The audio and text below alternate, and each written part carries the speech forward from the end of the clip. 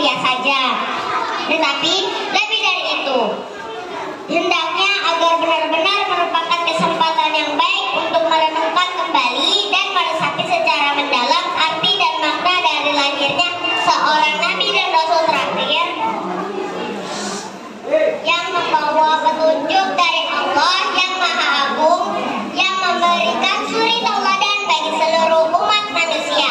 Hadirin sekalian yang berbahagia, pada hakikatnya mempercayai kebenaran wahyu yang telah dibawa oleh Nabi Muhammad SAW dan mengikuti suri tauladan yang telah diberikan olehnya adalah merupakan dari inti daripada peringatan Maulid Nabi.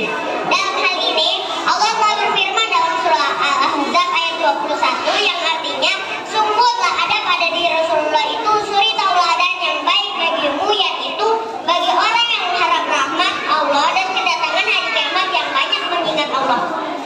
Di samping itu, Allah menegaskan lagi dengan firman-Nya dalam surah Al-Imran ayat 31 yang artinya, katakanlah Muhammad, jika kamu mencintai Allah, ikutilah aku.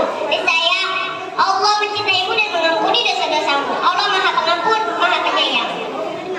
Dengan memperhatikan arti dan makna ayat-ayat tersebut di atas, maka jelaslah bahwa peringatan Maulid Nabi Muhammad SAW ini juga merupakan kesempatan untuk mawas diri sampai di mana kesanggupan kita dalam mengikuti bimbingan dan suri tauladan yang telah diberikan oleh Nabi kita, Nabi Muhammad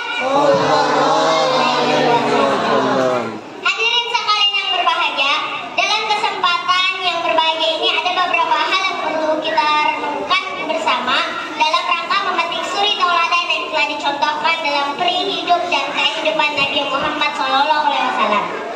Dalam kehidupan berbangsa, sebagai bangsa yang kini tengah membangun untuk menciptakan suatu hari ke depan yang lebih baik, banyak suri tauladan yang kita petik dari perjalanan hidup Nabi Muhammad SAW